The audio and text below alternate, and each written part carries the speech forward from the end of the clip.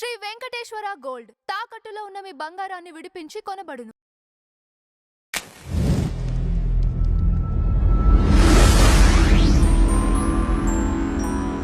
నమస్తే సార్. నమస్తే. సార్, రాయలసీమ అంటేనే వెనకబడిపోయి ఉందని వలస కూలీలనే అభిప్రాయం మనకి ఇప్పటిదాకా ఉంది. ఈ అభిప్రాయాన్ని చెరిపివేసి రాయలసీమని ప్రగతిశీల పదంలో నడిపించడం కోసం కూటమి ప్రభుత్వం రాయలసీమ స్టీల్ ప్లాంట్ పనులను ప్రారంభించింది. వాటిని ముమ్మరంగా చేయడం కూడా సాగుతుంది. దీనిపైన మీ అభిప్రాయం ఏంటి సార్? అంటే మనకి రాష్ట్రాన్ని అశాస్త్రీయంగా విభజించినప్పటి నుంచి మనకి కేంద్ర ప్రభుత్వం కొన్ని హామీలు ఇచ్చింది.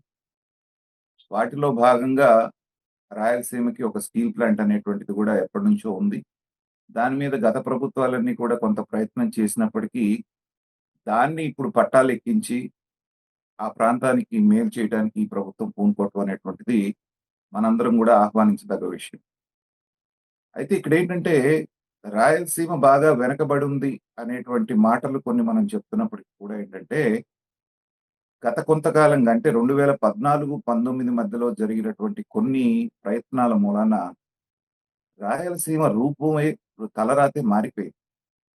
మొన్న పయ్యావుల కేశవ్ గారు అనుకుంటాను స్టాటిస్టిక్స్ చెప్తే ఆదాయం పరంగా కోస్తా జిల్లాల కంటే కూడా రాయలసీమ జిల్లాల జీడిపి ఎక్కువగా ఉంది. అది చాలా మందికి తెలియదు.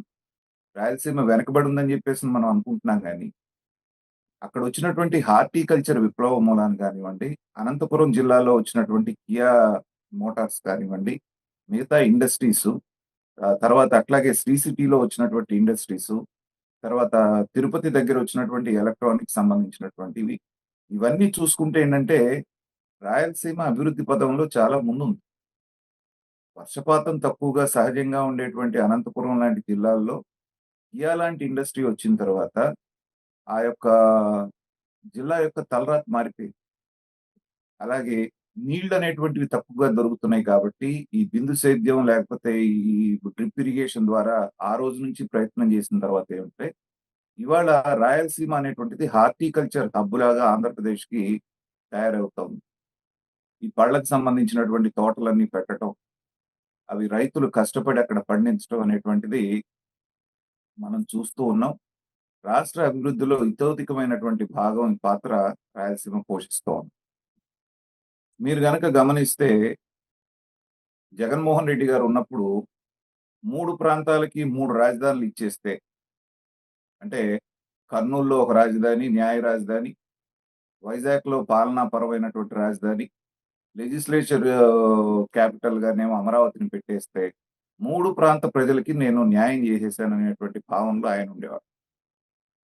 కానీ ఇప్పుడు ప్రభుత్వం ఏంటంటే కూటమి ప్రభుత్వం, చంద్రబాబు నాయుడు గారు గతంలో ఉన్నా ఇక్కడ ఉన్నా కూడా అభివృద్ధిని అనేటువంటి దాన్ని వికేంద్రీకరించండి, పాలన అనేటువంటిది ఒక చోట నుంచే సాగాలి అనేటువంటిది ఆయన భావన, ఆయన సిద్ధాంతం. దానికి తగ్గట్టుగానే గతంలో శ్రీ సిటీ అనేటువంటిది పురుడు పోసుకున్న తర్వాత ఇవాళ సెల్ ఫోన్ మ్యానుఫ్యాక్చరింగ్ కంపెనీస్ కానివ్వండి, హీరో మోటార్స్ కానివ్వండి, అలాంటి అనేకమైనటువంటి సంస్థలు ఇవాళ భారతదేశంలోనే తలమానికంగా ఉన్నటువంటి ఒక సెజ్ ఏదన్నా ఉంది అంటే అది శ్రీ సిటీ. పెద్ద పెద్ద ఇండస్ట్రీస్ అన్ని అక్కడికి రావటం, వాళ్ళు ఎస్టాబ్లిష్ చేయటం, చెన్నై అటు దగ్గరగా ఉండటం మూలన అక్కడ చాలా బాగా డెవలప్ అవుతుంది శ్రీ సిటీ. అలాగే తిరుపతి చుట్టుపక్కల కూడా ఎలక్ట్రానిక్స్ సంబంధించినటువంటి కొన్ని పరిశ్రమలు రావటం, ఆ రోజున జగన్మోహన్ రెడ్డి గారు వచ్చిన తర్వాత సరైనటువంటి పాలన చేయకపోవటం వల్ల రిలయన్స్ వాళ్ళు కూడా వెనక్కి వెళ్ళిపోయారు. లేకపోతే ఒక 20,000 కోట్ల రూపాయలతో తిరుపతి చుట్టుపక్కల వాళ్ళు డెవలప్ చేయడానికి కొన్ని ప్రాజెక్ట్స్, కొన్ని ఇండస్ట్రీస్ అనౌన్స్ చేశారు. కానీ ఇప్పుడు మళ్ళీ ఈ ప్రభుత్వం వచ్చిన తర్వాత ఏంటంటే వీలైన కాడికి చెప్తున్నారు కదా, ఇప్పుడు డ్రోన్ సిటీ అని చెప్పేసి, స్పేస్ సిటీ అని చెప్పేసి, మొన్నే సత్యసాయి జిల్లా దగ్గర ఈ ఫైటర్ జెట్ కి సంబంధించినటువంటి దానికి రాజ్నాథ్ సింగ్ గారు వచ్చేసి ఫౌండేషన్ స్టోన్ వేయటం, ఇలాగా రాయలసీమకి ల్యాండ్ అవైలబిలిటీ ఎక్కువగా ఉంది కాబట్టి, చవక ధరలో ల్యాండ్స్ అక్కడ అవైలబుల్ గా ఉన్నాయి కాబట్టి ఈ రకమైనటువంటివన్నిటిని రాయలసీమకు పంపిస్తూ ఉన్నారు. ఇవాళ ఇంకొక 10 సంవత్సరాలు, అంటే నాకున్నటువంటి అనుభవంతో చెప్తుంది ఏంటంటే 10 సంవత్సరాల తరువాత రాయలసీమను కనుక చూస్తే ఏ ప్రాంతానికి తీసిపోకుండా ఇంకొక అడుగు ముందు ఉండేటువంటి అవకాశాలు అక్కడ కనపడుతున్నాయి. అలాగే 3 డెవలప్మెంట్ జోన్స్ మీరు అనౌన్స్ చేశారు. ఉత్తరాంధ్ర, రాయలసీమ, తర్వాత అమరావతి. దానిలో భాగంగా ఇప్పుడు ఉత్తరాంధ్ర గనక మీకు తీసుకుంటే డేటా సెంటర్స్ దగ్గర నుంచి, స్టీల్ ప్లాంట్ దగ్గర నుంచి, తర్వాత భోగాపురం ఎయిర్‌పోర్ట్ దగ్గర నుంచి అక్కడ కూడా విపరీతమైనటువంటి పెట్టుబడులు, విపరీతమైనటువంటి డెవలప్‌మెంట్ రాబోతా ఇక కృష్ణా, గుంటూరు, ఉభయ గోదావరి, తర్వాత ప్రకాశం, నెల్లూరు వీటికి రాజధాని అనేటువంటిది రాజధాని ప్రాంతంలో పెద్ద ఎత్తున పనులు జరగటం, పెద్ద ఎత్తున ఇన్‌స్టిట్యూషన్స్ అన్నీ ఇక్కడికి రావటం అనేటువంటిది జరుగుతా ఉంది.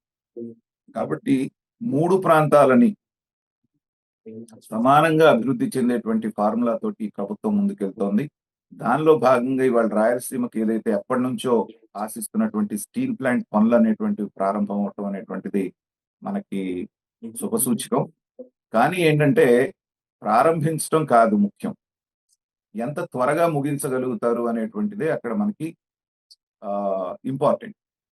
ఇప్పుడు అదే ప్రైవేట్ దీంట్లో వచ్చినటువంటి ఆస్ట్రల్ మిట్టల్ వాళ్ళ ప్లాంట్ ఏదైతే ఉందో అది 2 ఏళ్లలో వాళ్ళు పూర్తి చేసి ప్రొడక్షన్‌కి తీసుకొస్తా ఉంటున్నారు. అలాగే ఈ ప్లాంట్ కూడా టైమ్ బౌండ్‌గా ఇదిగో ఇన్ని సంవత్సరాల్లో మేము పూర్తి చేసి ఉత్పత్తి స్టార్ట్ చేస్తాం అనేటువంటిది ప్రభుత్వం చిత్తశుద్ధితో పనిచేసి గనక దాన్ని పూర్తి చేయగలిగితే వీళ్ళ టర్మ్‌లోనే ఎందుకంటే తర్వాత ఎలా ఉంటుందనేది రాజకీయంగా చెప్పలేం కాబట్టి ఈ ఉన్నటువంటి 3 సంవత్సరాల్లోనే దాన్ని గట్టెక్కిచ్చి నిర్మాణం పూర్తి చేసి ప్రొడక్షన్‌లోకి తీసుకురాగలిగితే రాయలసీమ అనేటువంటిది ఇంకొక 2 అడుగులు ముందుకు వేయటానికి అవకాశం ఉంది. దీనందరం ఆహ్వానించదగ్గ పరిణామం.